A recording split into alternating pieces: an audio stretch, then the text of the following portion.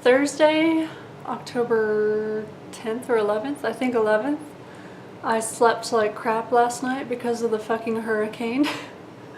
So I'm gonna drink a little bit of Sam Adams and just kind of have a little rambly video talking about death. So cheers. Yeah, so Hurricane Michael just kind of decimated the Gulf Coast. So if anybody out there lives in the Gulf Coast and Florida and Georgia and those parts of Georgia and Alabama next to Florida, I hope everybody was safe. I hope your loved ones are safe. I hope you got out in time.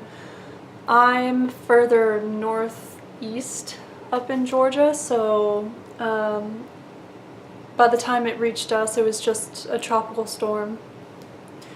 So we didn't even lose power, so we're fine. Just a minor kind of nuisance that kept me up at night because I was nervous, because the news exaggerates everything. But anyway, so I'm taking it kind of easy today, and I think on October 1st, it was Monday, not this past Monday, but the Monday before, I posted a video talking about death as a goddess of justice and change and hope. And I'll include that in the cards above. I don't know which corner it's going to be, but that'll be included, linked within this video in the cards. And that was specifically having to do with the Kavanaugh situation, which at that point he hadn't been appointed yet. And I'm going to get into that, not the Kavanaugh situation, but I'm going to get into death, particularly the phenomenon of personifying death and working with death as a goddess of change, transformation, hope that change is possible, that we're not forced to be stuck in the quagmire of the present, that kind of stuff. But this is more of just a general chat, rambling about death, so grab something to drink, a tea or a beer or anything in between, and let's just talk about death for a little bit. So yeah, so basically I'm dedicating at least the month of October, if not more. I'm actually thinking this might be kind of a spiritual project that I will extend until the winter solstice, which is my birthday. Pondering, reflecting upon, working with death.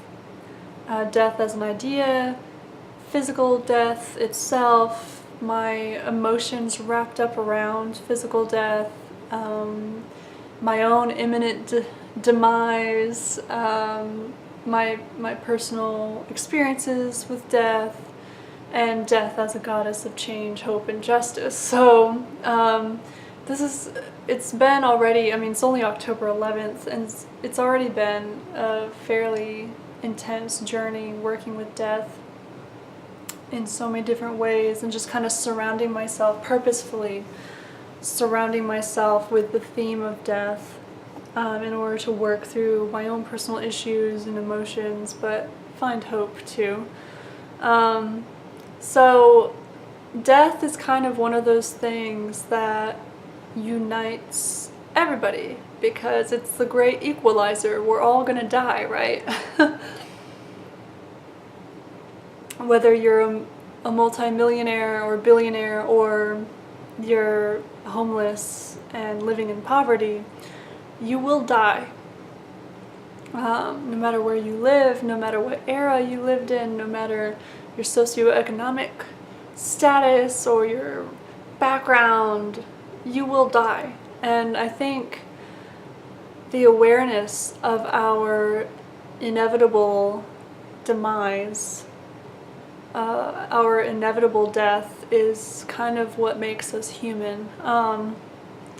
It's one of three things that makes us human, and I would say humans as a species, I'm totally aware that we are animals. We are animals. We exist in that, what is it, kingdom, phylum, class, whatever. We are animals. We're not above animals like some of the Christian or monotheistic traditions would like to have us believe. We are not stewards of the earth. We are of the earth, right? It's a very pagan perspective that I have, right? That many people drawn to paganism share. However, I would say that we are a unique species on this planet because, as far as we know, based on the scientific data that we have, no other animal species has language and systems of communication like we do. So that is the first of the three characteristics that I would say make us unique among animals. I mean, other animals have kind of, there are bird songs, and dolphins and whales have clicks and squeaks and stuff, but as far as we know, their communication is not as complex as ours, and that's not even taking into account the miracle that is the writing or the technology we use. I mean, I'm talking into a piece of technology that will be loaded up onto this magical thing called the internet, and people across the world will have access to it.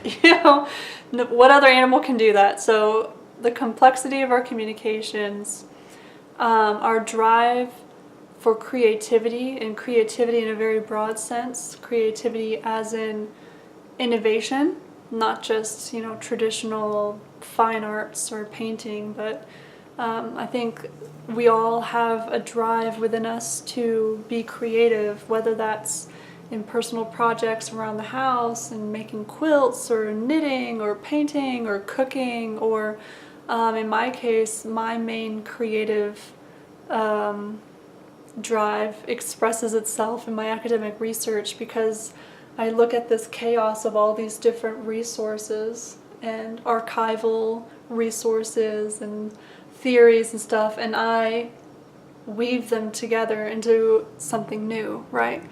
So creative drive, language, and the third characteristic that I would say makes us unique as an animal species is our awareness of our own death. Because really, even if other animals, especially like the higher apes and other mammal species with more complex brains, even if they were aware of their own imminent demise, their death, there's no way that we could ask them to prove it, or there's no way that they could communicate that to us. So as far as I know, and as far as we know, we're the only ones that are as aware that we are going to die. And so death is a subject that all human societies and cultures talk about, make art about, make mythologies about. Some societies and cultures believe in some sort of permanent part of the self that survives death, others don't. Some societies personify death as a god or a goddess or a being, others don't. But what we all have in common is a fascination with and kind of an inherent knowing that we need to work through the fact that we know we're going to die. And we know this as children. Maybe not smaller children, I think, 3 or 4-year-olds don't really have a good grasp on it, but as you get older, and as you experience death more in your personal life, like you might lose a grandparent, or somebody at school might die, or one of your friends might lose a parent or something like that, then you start to really get the permanence of death and the fact that it's unavoidable and it's coming for you. And that's a lot of existential, that's a heavy load to have to carry as a species, as an individual. So it's important to take time to process it and to talk about it. And so that's one of the reasons why I'm making this video. It's the season of death here in the northern hemisphere, where each day is darker and darker and each night is longer and longer. Even though here in Georgia it's still way too hot for my liking, things are starting to cool down and we are approaching the cold, dark days and nights of winter, right? So it's just a perfect time to carve that time out of your schedule to sit down and work through it. work through your own fears, your own emotion, maybe your anger about death, your own personal history with death, your philosophical problems or questions with death. It's a good time to dedicate to it. So I'm looking over at my notes to make sure I stay on task so this video isn't epically long. But whatever, my videos tend to be, right? So my personal experiences with death, and I'll try to keep this as narrow as possible. So I'm 30 years old. So I'm old enough to have experienced death within my family. All of my grandparents are dead, all 4 of them. And they all died at home. None of my grandparents died in a hospital or in a nursing home. They all died at home, which is rare nowadays in the industrialized West. That's really rare. So that's actually something I'm really thankful for, because just in that small way, my grandparents were an example, and my family, because my parents and their siblings were the ones taking care of my grandparents in the home as they were dying. So it set up a really great example for me to understand that there are multiple ways to go about the business of dying. You know, you don't have to die in a hospital of old age, of problems and complications related to old age. You don't have to be shipped off to a nursing home. You can stay in your home and die in that kind of environment under more of your own authority and according to your own wishes. And so the first grandparent to die was my paternal grandmother. She died when I was 12 years old. And this grandmother, she was a tough woman. I've talked about her in different videos throughout the history of my channel, but she had a really rough life. She grew up fairly poor in a town in the middle of nowhere in New Hampshire. My grandfather was extremely physically abusive, abandoned her and her children, one of them being my parent, on a couple of occasions. My grandfather broke her nose and broke her collarbone because of physical abuse, and so she went through a lot. She suffered a lot, and on top of that, she also experienced a pretty severe illness when she was a child. I think she was around 8 or 9 years old. I remember her telling me this story when I was around that age. She had these kidney issues, and actually by the time she was in her early 20s, she had to get one of her kidneys removed because it was damaged or something. So when she was a kid, she had these kidney issues and she almost died. And this is according to her story, from what I remember when she told me this story 20 plus years ago. So she claimed that she had this near-death experience where she was laying in bed. She remembers her father standing next to her bed, clutching his lunch pail because he didn't want to go to work, but he had to because he knew that she might be dead by the time he got back home from work. And she remembers looking at the window. She probably had a really bad fever. I don't know what was going on, but she remembers looking out the window, and all of a sudden the window opened into this beautiful meadow that really wasn't there. This was, the fever dream or the near-death experience or whatever this was. And she said an old man with a long white beard approached her, and she remembers feeling so at peace and so happy. But then the old man told her it wasn't her time yet, that she had to go back. And she remembers, when she was telling me this, she said she remembers feeling angry that she had to go back because she didn't want to go back. So she went back. Well, obviously she survived the kidney issues. And then as an adult, she experienced death because she had to go through the death of 3 of her children. So on this side of the family, it's just one of my parents and their sibling technically my grandmother had 5 children, but only 2 of them made it into adulthood because her first son, his name was Michael, he only lived to be no more than 4 or 6 months old.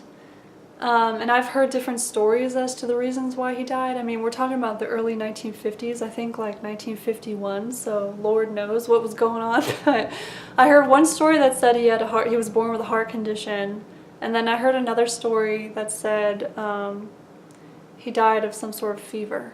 I don't really know, but he died. So her first son died, and then the next time she was pregnant with twins, 2 boys. And when she gave birth to them, they were both dead. They were stillborn.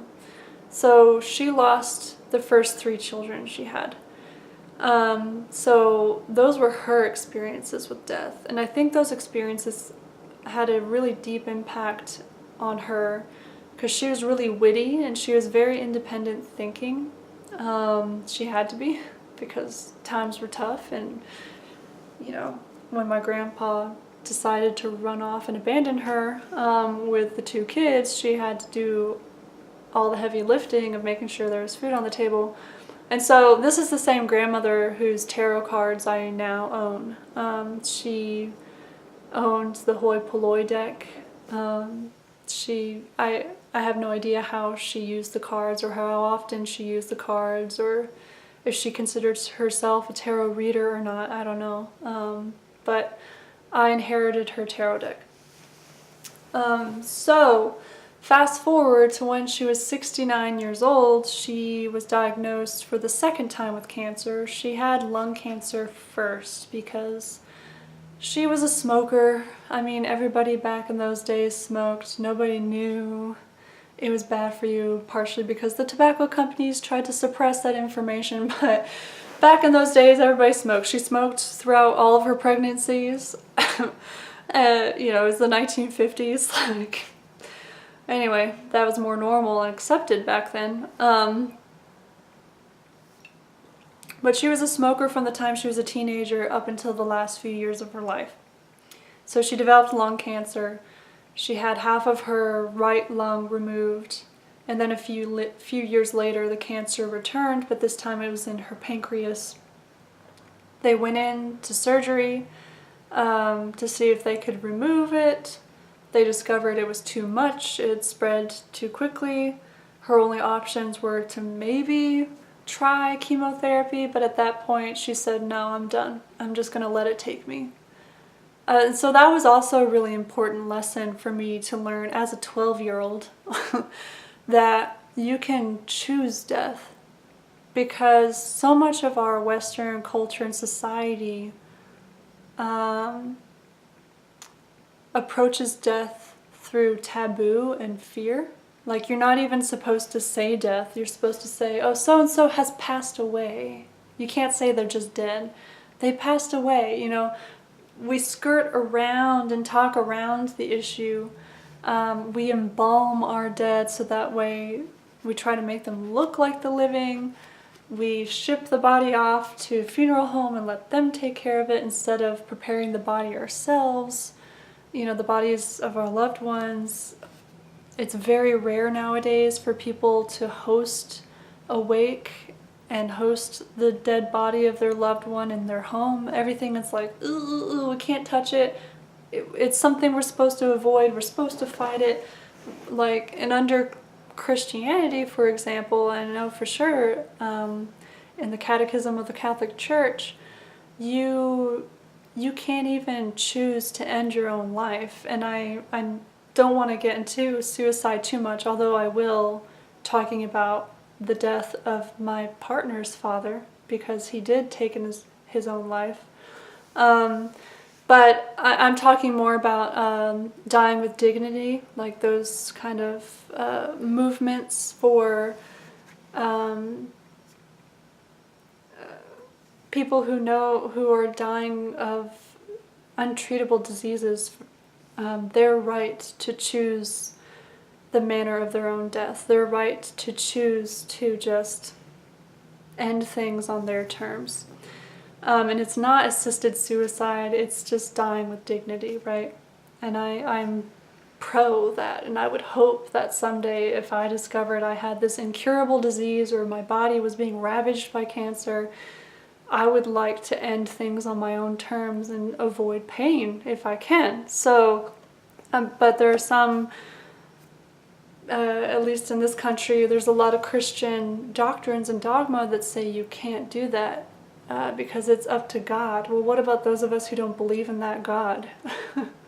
Why do we have to be beholden to this other God's rules when we don't even believe in it? But anyway, I could rant about that all day.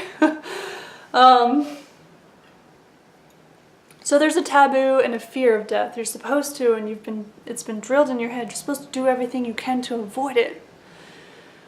But my grandmother chose it.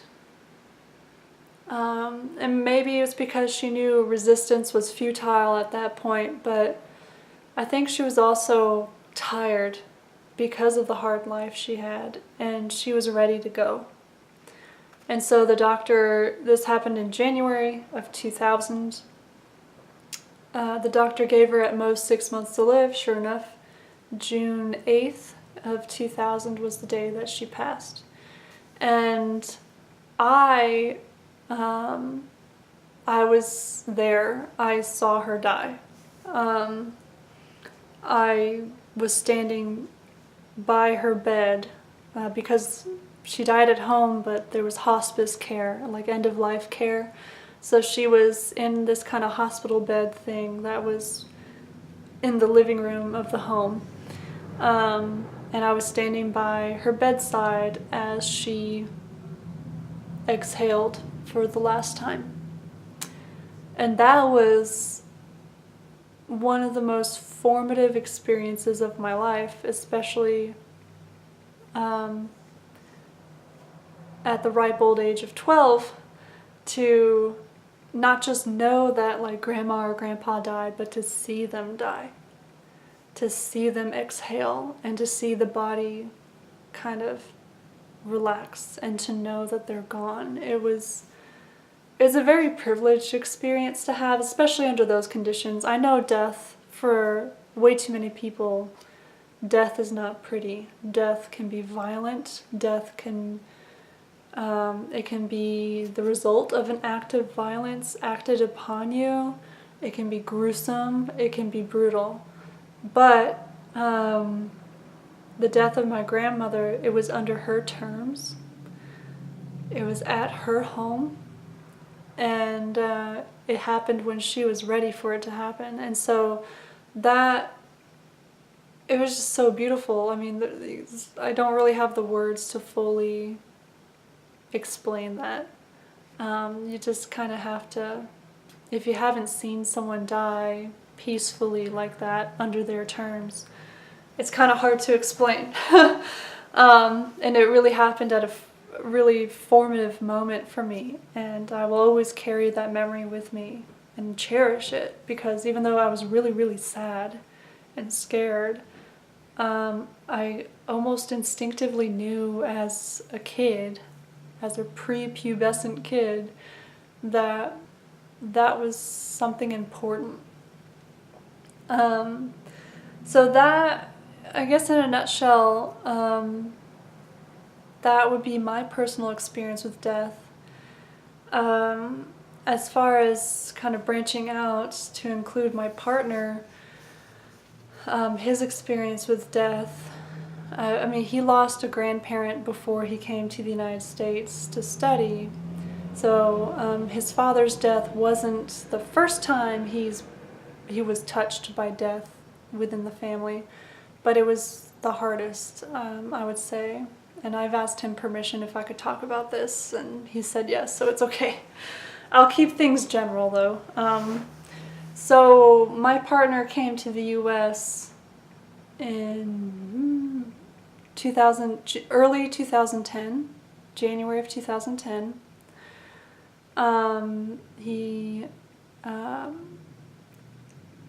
And so by the fall, or September of 2010, he was starting his PhD program here. his father committed suicide October 9th of 2010. And there's a whole host of reasons why. I'm not going to get into it. But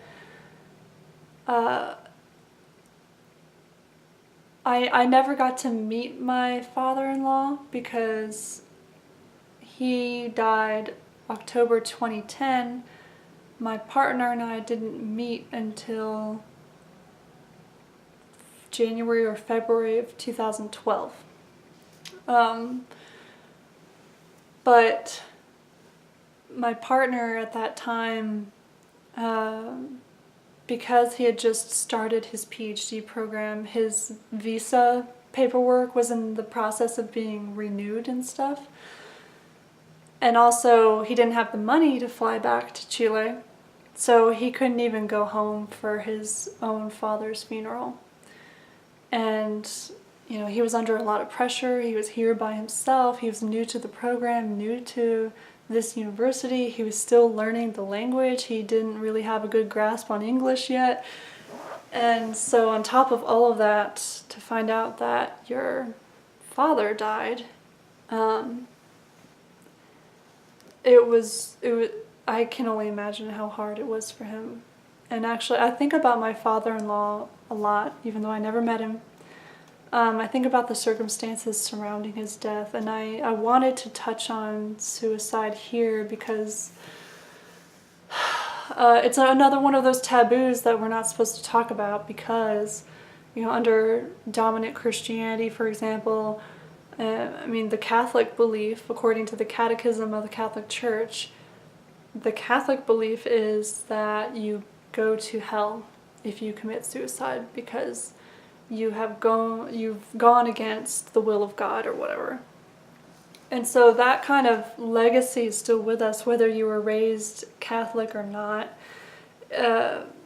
Suicide it's one of those taboos, and there's a whole host of reasons behind it. I think one of the biggest reasons is because, at least in this country, in the United States, we do not have adequate health care, both physical but also mental health care for the people living here.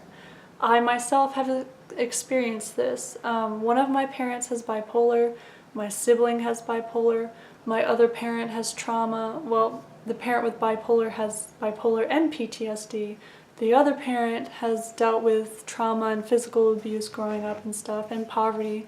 And yet, even when I was a kid, access to mental health care was just, we were working class, experiencing some economic insecurity, and we lived in the middle of nowhere in rural Kentucky. Like, how the fuck were we supposed to find a therapist or afford it? And right now, I can't afford to go to therapy. Oh, there's a lizard on the window. Anyway,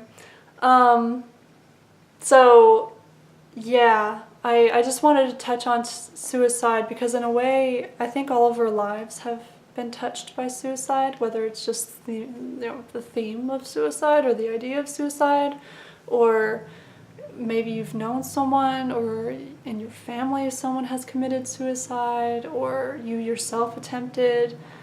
And it's just a shame that there's just so many socioeconomic and political and religious just knots just surrounding it. So I just wanted to kind of mention my father-in-law's suicide, to just normalize it a little bit and, talk about it a little bit, because my father-in-law, he's the only person within my sphere who has taken their own life.